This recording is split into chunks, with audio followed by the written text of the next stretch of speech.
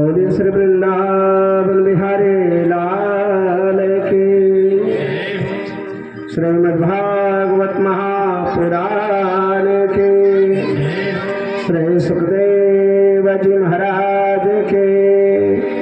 सद्गुरुदेव भगवान के। यज्ञ पुरुष भगवान के। श्री हनुमान जी महाराज के। श्री मटुकधारी बाबा जी महाराज के। श्री नागा बाबा जी महाराज के।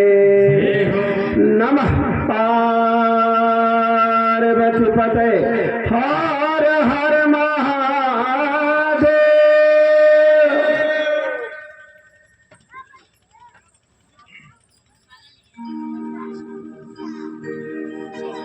प्रातः सुमरिए।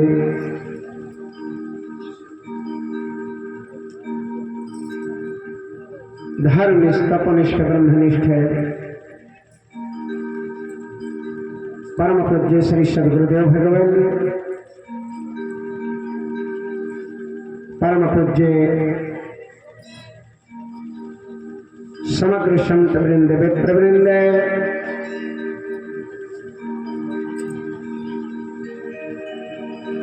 अखिल कल्याण गुणगण निलय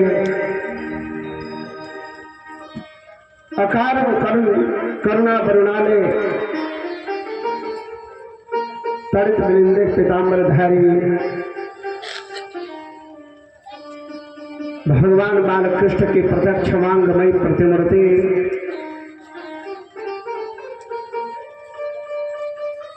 इस परम मंगलमय श्रीमद् भागवत कथा आयोजन के मुख्य सूत्रधार, अध्यात्म के प्रति अपने जीवन को समर्पित करने वाले समादरणीय श्री राघवेंद्र दास जी महाराज, संपन्न जलपुरा ग्राम के निवासीगण, मंचावस्थित एक एक जजमान वृंद, परम वंदनीय अर्चनीय माताएं बहनें एवं सच्चिदानंद परब्रह्म परमात्मा की परम मंगलमयी सत्कथा श्रवणार्थ समुपस्थित समादरणीय सज्जन वृंदों, श्रीमद् भागवत क्या है? श्री परीक्षित जी महाराज के जीवन के अंतराल में जो घटना घटी और घटना के उपरांत में जो उन्होंने निर्णय लिया, उससे बड़े अच्छे तरीके से समझा जा सकता है। इस संसार में भगवान ने जो हमें भेजा है, तो एक शुद्ध पवित्र जीवन जीने का जितना भी साधन होता है, सब भगवान ने पहले संसार में भेज दिया। हाँ, कई लोगों को चिंता होती है ना कि हमारे यहाँ आज का भोजन है, पता नहीं कल का क्या होगा, कल भोजन मिलेगा या नहीं मिलेगा। ये चिंता बेकार की है। ऐसी चिंता वही लोग करते हैं जिन्हें ठाकुर जी पर भरोसा नहीं होता है, या ठाकुर की कृपा से जो दूर है।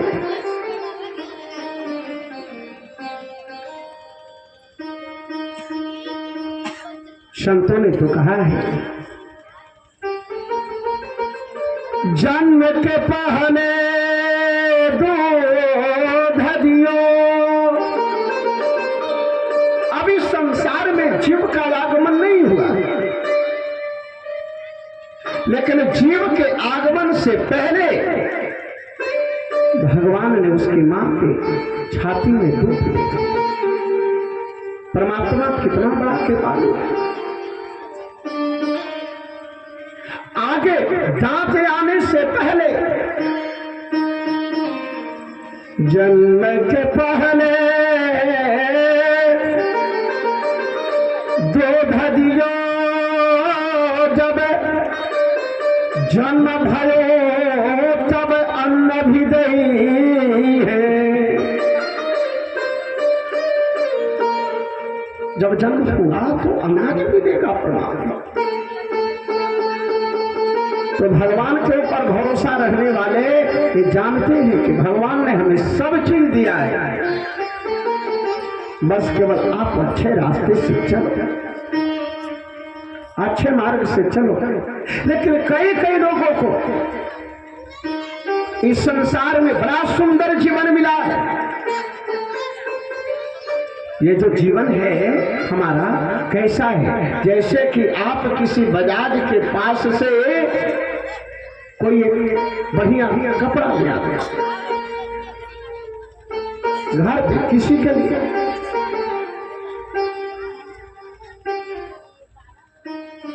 और घर पर जाने के उपरांत में वह कपड़ा पसंद नहीं आता है, किसी ने कह दिया है कपड़ा ठीक नहीं है, इसका कलर ठीक नहीं है, इसका छाप ठीक नहीं है, तो आप बजाज के पास में लौटा ले जाते हैं। बजाज से आप निवेदन करते हो कि महाराज ये कपड़ा आप रख लो, इसके बदले दूसरा कपड़ा दे दो। तो बजाज उसमें क्या देखता है, इसका प्रेस तो खराब नहीं है। पहले प्रेस देखता है कि प्रेस तो खराब नहीं है, और दूसरा हर कपड़े में स्टिकर लगा होता है, इसका स्टिकर तो नहीं उखाड़ दिया, और तब देखता है कि कोई बाहरी चीज का दाग तो नहीं लगा दिया। यदि स्टिकर सही है, प्रेस सही है और बाहरी किसी प्रकार का दाग नहीं लगा है, तो बजाज उस कपड़े को रख करके दूसरा कपड़ा दे देता है। लेकिन यदि स्टिकर उखाड़ दिया, प्रेस खराब कर दिया, दाग लगा दिया, तो बजाज कहता है अब नहीं। ये शरीर भी परमात्मा ने हमें इसी प्रकार का दिया, ये जीवन भी हमें परमात्मा ने इसी प्रकार का दिया है। हमें जीने न आए थे, इसमें हमारी गलती है, हमारा अपराध है। कई लोगों को जीवन जीने नहीं आता, और जब तक जीवन जीने का ढंग पता होता है तो जीवन गुजर गया तो जीने का ढंग आया। संपूर्ण जीवन जब गुजर जाता है तब कहीं जाकर के जीवन जीने का ढंग आया। यहाँ बहुत सारे हमारे उम्र दराज अभिभावक बैठे हैं, 50 साल, 60 साल, 70 साल, 80 साल की, जिनकी अवस्था 70-80 साल है, जरा अपनी मेंटलिटी पर ध्यान दो। जब आपकी अवस्था 20 साल की थी तब भी आप विचार करते थे, योजना बनाते थे कि मैं ये करूंगा, ये करूंगा, ये करूंगा। नाना प्रकार की योजनाएं आपने बनाया, कुछ योजनाएं सफल हुई, कुछ योजनाएं असफल हुई, और ज्यादा सफल ही हुई है जी। आप योजना बनाते गए, कार्य करते गए, और धीरे धीरे उम्र बीतती गया। 70-80 साल में आप पहुंच गए, और 70-80 साल में पहुंचने के उपरांत में आप क्या पाते हैं, आज भी आप योजना ही बना रहे हैं। आज भी आपकी सोच वही है जो 20 साल की अवस्था में थी, मैं ये करूंगा, ये करूंगा, ये करूंगा, ये हो जाए, ये हो जाए, ये हो जाए, ये हो जाए।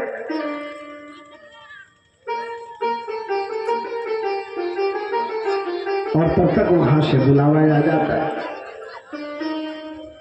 जीवन गुजर गया तो जीने का ढंग आया। आप बाल्यावस्था में खेल में गए, जवानी में आपने अहंकार से पूरित होकर के नाना प्रकार का कर्म किया। जिस समय क्रांति करनी चाहिए, किसी क्षेत्र में क्रांति करनी चाहिए, उस समय आपने क्रांति नहीं किया। अब बुढ़ापा आ गया। अब आप विचार कर रहे हो कि मेरी नई अवस्था होती या शरीर में कुछ जान होता तो मैं ये करता, लेकिन अब क्या, अब पछताए होत क्या जब चिड़िया चुग गई थी। जीवन गुजर गया तो जीने का ढंग आया। हमारे यहाँ ऋषियों ने बड़ी कृपा की हमारे ऊपर।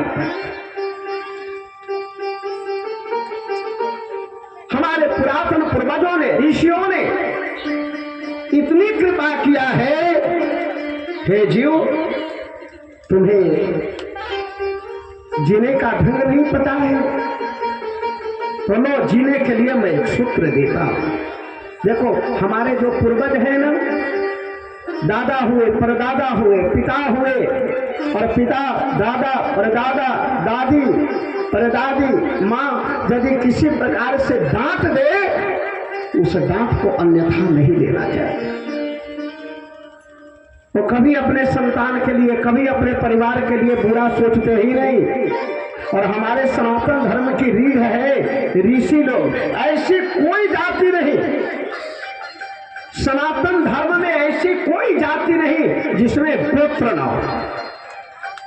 ब्राह्मण से लेकर के हरिजन तक सबसे पूछो तुम्हारा गोत्र क्या है, कोई न कोई ऋषि का नाम बताए। कोई कश्यप बताएगा, कोई गर्ग बताएगा, कोई सांजिल बताएगा, कोई भारद्वाज बताएगा, कोई ना कोई गोत्र जरूर बताएगा। अब जरा सोचो, हम सब ऋषि संतान हैं, तो ऋषियों ने विचार किया कि आने वाले समय में हम रहे या ना रहे, लेकिन हमारा संतान यदि मार्ग से गड़बड़ाए, हर बुढ़ा लोग, हर वृद्धजन जब वृद्ध हो जाते हैं तो अपने परिवार में अपने जीवन का अनुभव बांटते। ऐसे करना, ऐसे जीवन जीना, रास्ता सिखाते हैं, रास्ता बताते हैं। तो हमारे ऋषियों ने भी हमें रास्ता बताया है, वेद के रूप में, श्रुति के रूप में, स्मृति के रूप में। और चलो इन सबको हमने मान लिया कड़ा, तो हमारे यहाँ 2 ग्रंथ, एक रामायण है, जिसको जीवन जीने की कला सीखनी हो, संसार में रहे तो किस प्रकार से जिए, जिसको जीवन जीने की कला सीखनी हो, वह रामायण की कथा सुनो, रामायण का पाठ करो, राम जी के आचरण को अपने जीवन में धारो।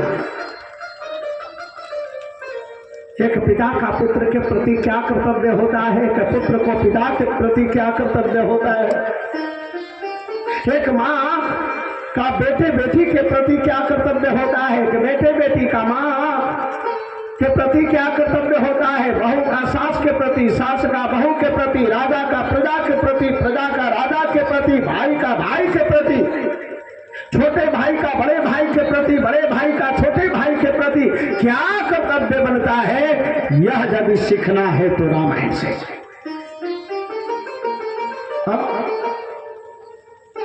रामायण हमें जीवन जीने की कला सिखाती है। जिन्हें संसार सागर से उतर कर पार जाना है, उन्हें सुख से किनारे पर लगाते रोज रामायण, हमें निज घर में पर चलना बताती रोज रामायण। ये रामायण सामान्य ग्रंथ नहीं है, तो हमारा इस संसार में रहने का ढंग है, व्यवहारिक शास्त्र है। हाँ, आश्चर्य होता है जब एक भाई से बेईमानी करता है तो आश्चर्य होता है कि जिस देश में रामायण जैसा ग्रंथ हो उस देश में भाई का भाई के प्रति ऐसा आचरण है, इसका मतलब कि रामायण उसने नहीं पढ़ा। भगवान की कथाओं में अधिक से अधिक लोगों को लाने आने की आवश्यकता इसलिए है ताकि वो सीखे कि एक भाई का भाई के प्रति क्या कर्तव्य है। जीवन जीना है तो रामायण, और जीवन जीने के उपरांत में यदि मरने की कला सीख ली, मरा कैसे जाता है, हम मृत्यु को अंगीकार कैसे करें, मृत्यु को स्वीकार कैसे करें, यह यदि सीखनी है तो श्रीमद् भागवत की कथा सुनो। यह श्रीमद् भागवत मृत्यु की तैयारी का, मृत्यु को वरण करने का, बड़ी घबराहट है मृत्यु से, हम मरना नहीं चाहते, लेकिन भागवत कथा यह बताती है कि मृत्यु बड़ी कल्याणकारी है। बस जिस प्रकार से जीवन को सुधारने की आवश्यकता है और जीवन है को सुधारने के लिए रामायण की कथा सुनने की आवश्यकता है, उसी प्रकार से मृत्यु को भी सुधारने की आवश्यकता है, और मृत्यु को सुधारने के लिए श्रीमद् भागवत की कथा सुनने की आवश्यकता है। इसलिए तो परीक्षित जी महाराज राजपाट सब त्याग करके गंगा के पावन तट पर विराजमान है। और क्यों गंगा के पावन तट पर विराजमान क्यों है? इसलिए कि मेरे जीवन में कोई सदगुरु आए, हमने संपूर्ण जीवन बिता दिया किन किन चीजों में की, संसार के वस्तुओं में इकट्ठा करते करते राजा बना, साम्राज्य को बढ़ाया, राजकोष को बढ़ाया, सेना को बढ़ाया, विवाह किया, परिवार को बढ़ाया। ये सब करते करते सारी आयु बीत गई, सारा उम्र बीत गया। अब तो आने की ही बेला आ गई। आज के 7वें दिवस मृत्यु है और सारी आयु मेरी बीत गई है। ऐसे यहां से जाऊंगा तो क्या लेकर के जाऊंगा? जरा सोचो, कोई अरबों की संपत्ति इकट्ठा कर रहा है, लेकिन यहां से जाने के उपरांत में कोई ले गया क्या? इसका मतलब हम नेगेटिव भाव से भर जाए, संपत्ति नहीं इकट्ठा करें, लेकिन हमें शास्त्र यह बताता है कि उसमें आसक्त मत हो।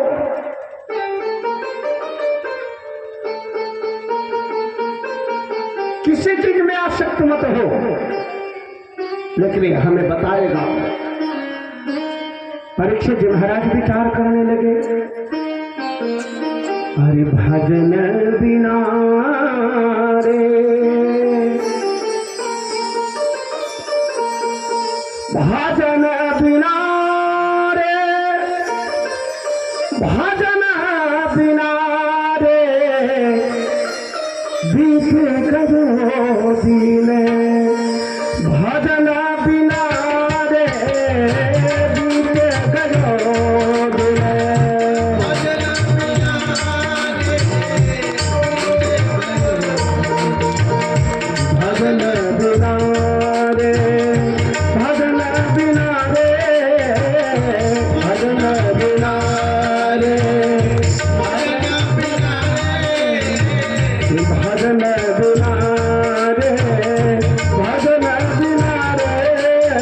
भजन बिना रे, भजन बिना रे, बीते करो दिन, भजन बिना रे, बीते करो दिन।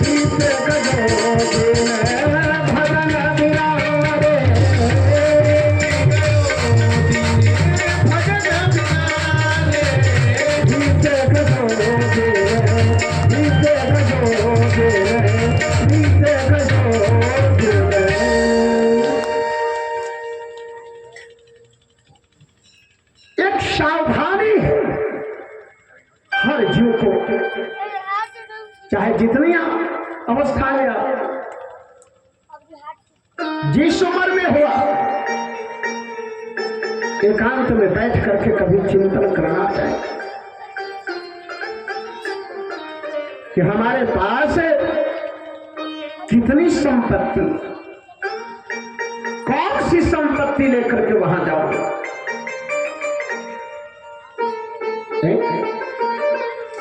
तो परीक्षित जी महाराज ने राजपाट त्याग करके गंगा के किनारे अपने आप को बैठा।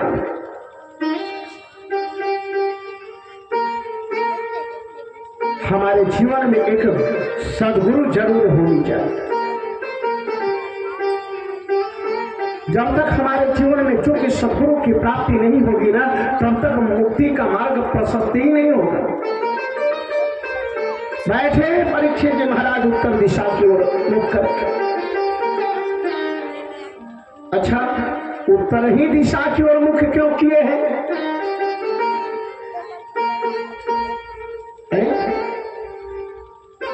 भाई आदमी का जब प्राण निकल जाता है और चिता पर लिटाया जाता है तो सिर किस दिशा में रहता है? पश्चिम,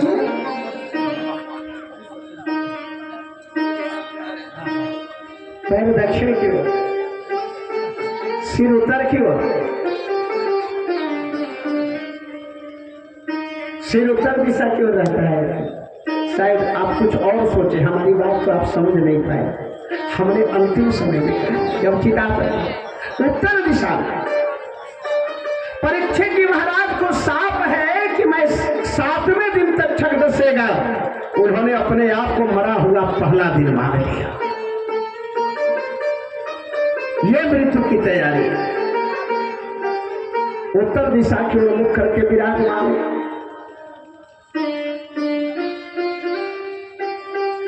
एक राजा ने, एक सम्राट ने राज सिंहासन को छोड़ करके गंगा के किनारे पर अपने आप को समर्पित किया। सुन करके बड़े बड़े ऋषि महात्मा कौन कौन आए जी, जरा गिनो ना।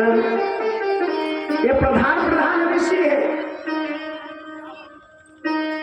भीड़ तो बहुत लगी भाई, राजा ने राज सिंहासन को त्यागा है। भीड़ तो बहुत लगी और बहुत भीड़ों में कुछ ऋषि भी आए। कौन कौन ऋषि आए? कहा भृगुर वशिष्ठ चैवनश्च गौतमो मेघातिथि देवल देवरातो रामस्तथा। जरा देखो कौन कौन ऋषि है। अब ये श्लोक इतना भी कठिन नहीं है कि आप, क्योंकि केवल नाम ही की चर्चा है। और भारतवर्ष में जितने भी ऋषि हैं इन्हीं के सब संतान है। कोई पुत्र है, कोई पौत्र है। भृगुर वशिष्ठ च्यवनश्च गौतमो मेघातिथि देवल देवरातो रामस्तथा गाधिसुतश्च गौतमो मृकंडो पौत्रा त्रिजपे पलादा है। जोगेश्वरो व्यास पराशरौ च छाया सुको जांजलि जन्म मुख्या है। सर्वेप्यमे मुनि गणाः, ये सारे के सारे मुनि किसके साथ आए हैं? सहपुत्र शिष्या है, अकेले नहीं आए, अपने पुत्रों के साथ, अपने सारे शिष्यों के साथ, हाँ, अपनी अपनी धर्म पत्नियों के साथ सहपुत्र शिष्या स्वास्त्री राजयोरते प्रणगे न युक्ता है। देखते देखते वहां ऋषियों की बड़ी भारी भीड़ लगी। और सबसे परीक्षित जी महाराज का एक ही प्रश्न है, हे महात्माओं, आप आए हैं, आपका स्वागत है। आप बताओ, जब यह जीव आसन्न मृत्यु हो जाए, मृत्यु की सैया पर विराजमान हो, तो यह जीव का क्या कर्तव्य है? जीव जब ऐसी स्थिति में पड़ जाए कि अब प्राण निकला कि तब प्राण निकला, ऐसी स्थिति में जीव का क्या कर्तव्य है? कितने बड़े बड़े ऋषि महर्षि हैं, लेकिन कोई बता नहीं रहा है कि महाराज क्या करोगा। कोई योग करने को कह रहा है, कोई यज्ञ करने को कह रहा है, कोई तपस्या करने को कह रहा है। इसके जिसके मन में जैसी भावना जो भी आ रहा है सब प्रकट कर रहा है। अचानक वहां आगमन हुआ श्री सुखदेव जी महाराज का। शौनक जी ने पूछा, हे महाराज, ये सुखदेव जी महाराज कौन है, वहां कैसे पधारे? देखो जी, व्यास जी महाराज का कोई संतान नहीं था, तो व्यास जी महाराज का कोई संतान नहीं था, तो उन्होंने भगवान शिव की आराधना की। जिसके जीवन में जिस चीज की भी ज्यादा कमी हो ना, भगवान शिव के पास जाओ, सब चीज मिलेगा। हाँ, हर सनातनी को ठाकुर जी के मंदिर में जाने का अधिकार केवल पुजारी को है। यदि कदाचित महंत है तो महंत को भी जाने का अधिकार नहीं है, लेकिन भोलेनाथ के मंदिर में कोई भी जा सकता है और किसी समय जा सकता है। ठाकुर जी के मंदिर में नियम है, कब सुनाना, कब जगाना, कब भोग लगाना, लेकिन भोलेनाथ के मंदिर में सदैव तो जागृत देव है, कभी भी चले जाओ। तो सबको व्यास जी महाराज ने भोलेनाथ की आराधना की, और भोलेनाथ जी महाराज जब प्रकट होकर के आए, उन्होंने व्यास जी महाराज से कहा, हे व्यास जी महाराज, आप वरदान मांगो, आपने किस लिए आराधना किया है? व्यास जी महाराज ने कहा, हे महादेव, मेरा कोई संतान नहीं है, आप कृपा करके मुझे एक संतान प्रदान करो। मैं निसंतान हूं, संतान सुख से वंचित हूं, तो मेरी इच्छा है कि मेरे जीवन में एक पुत्र की प्राप्ति हो। भोलेनाथ बड़े जोरों से हंसे, भाई, जिसने 4 वेद का निर्माण किया, जिसने 17 पुराण की रचना की, 18 पुराण की रचना की, जिसने ब्रह्म सूत्र वेदांत जैसे गंभीर ज्ञानमय ग्रंथ की रचना की, जिसने महाभारत जैसे विराट इतिहास का निर्माण किया, जिसने अध्यात्म रामायण का निर्माण किया, जो इतना बड़ा ज्ञानी है, कोई संत महात्मा बने एक शास्त्र पहले तो संसार से उपराम हो जाता है, और जिसने इतने शास्त्रों का निर्माण किया, हे महाराज, अभी भी आपके अंदर में यही इच्छा है कि मेरे को एक बेटा हो? क्या अभी तक आपके अंदर से ममता नहीं गई है? ये ममता ऐसी चीज है ना जी कि जल्दी जाता नहीं।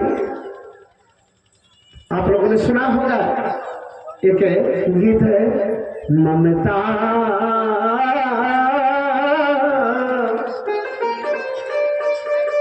तू ना गई मेरे मन से।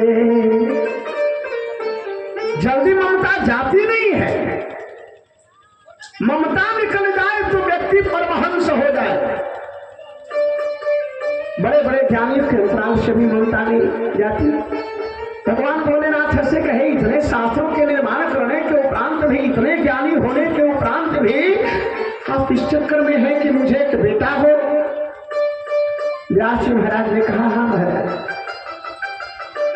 संसार में यदि आए हैं ना और गृहस्थी जीवन यदि आपने स्वीकार किया है, इस जीव के जन्म लेने के साथ साथ हमारे ऊपर 3 ऋण रहता है, 3 कर्ज रहता है हमारे ऊपर। एक जो कर्ज है हमारा मां के गर्भ में जो निर्माण है देवताओं की कृपा से हुआ है, देवताओं की कृपा से हम वहां पले बढ़े हैं, हमारी रक्षा हुई है, इसलिए पहला जो ऋण है देव ऋण है। हमारे पूर्वज कोई ना कोई ऋषि महर्षि थे, तो दूसरा जो ऋण हमारे ऊपर है वह ऋषियों का, इसलिए दूसरा ऋण ऋषि ऋण है। और हम माता पिता के द्वारा इस संसार में आए, 9 महीने तक मां ने गर्भ में धारण किया, जन्म दिया, जन्म देने के उपरांत में हमारे मल मूत्र को साफ किया, स्वयं गीले में सोई, अपने आंचल में सूखे में हमें सुलाई। पिता ने अपने फटे जूते पहने लेकिन हमें अच्छे जूते पहनाने का प्रयास किया, स्वयं नमक रोटी खाया लेकिन हमें सब्जी रोटी खिलाने का प्रयास किया। ऐसे माँ बाप का कर्ज हमारे ऊपर है। कई लोग कहते हैं ना सबसे बड़ा पुण्य माता पिता की सेवा। सुनो, माता पिता की सेवा करने से कोई पुण्य नहीं मिलेगा, लेकिन नहीं करोगे तो पाप जरूर लगेगा। भाई किसी से हमने 50,000 रुपया लिया और 10 साल के बाद में 50,000 रुपया लौटाने जा रहे हैं, इसमें पुण्य की बात कहाँ आ गई जी? माता पिता ने जो हमारे साथ में किया है, जब हम उससे ज्यादा करेंगे तब ना हमारे जीवन में पुण्य मिलेगा। माता पिता का कर्ज है। हाँ,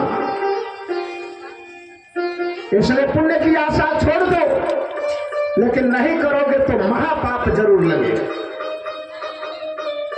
क्योंकि उनके हम कर्जदार हैं। अब ये तीनों ऋण किससे चुकाया जाता है जी? देव ऋण भक्ति से चुकाई जाती है, ऋषि ऋण दान से चुकाया जाता है, और पितृ ऋण संतान से चुकाया जाता है। माता पिता ने आपको संसार में लाया, अब आप भी शादी करो, आप भी संसार में किसी को लाओ, ये परंपरा है सृष्टि क्रम की। लेकिन जो सब कुछ छोड़ करके और परमात्मा के चरणों में अपने आप को समर्पित कर दिया ना, वो दुनिया के समग्र ऋणों से मुक्त हो जाता है, फिर उसके ऊपर कोई ऋण नहीं रहता। व्यास महाराज ने कहा, महाराज मैं गार्हस्थ्य हूं, मैं पृथ्वी मार्ग का सन्यासी नहीं हूं, मेरी धर्म पत्नी है, इसलिए हमें एक पुत्र की आवश्यकता है। तो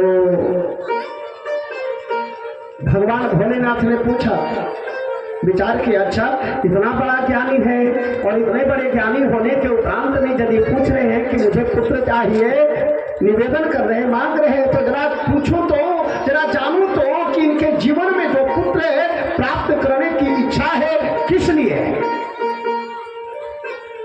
तो भोलेनाथ ने पूछा, अच्छा आप एक बात बताओ, जो आपको पुत्र की प्राप्ति होगी तो आप उससे कौन सा काम करवाओगे? भाई जो पुत्र की प्राप्ति होगी उससे आप कौन सा काम कराओगे?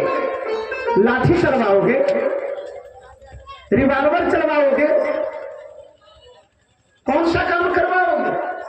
कई लोग अपने जीवन में ज्यादा संतान इसलिए चाहते हैं कि किसी से लड़ाई होगा ना तो हमारे जितने बेटे रहेंगे उतने लाठी लेकर के दौड़ेंगे, तो क्या मजाल किसी को कि हमसे टकराए।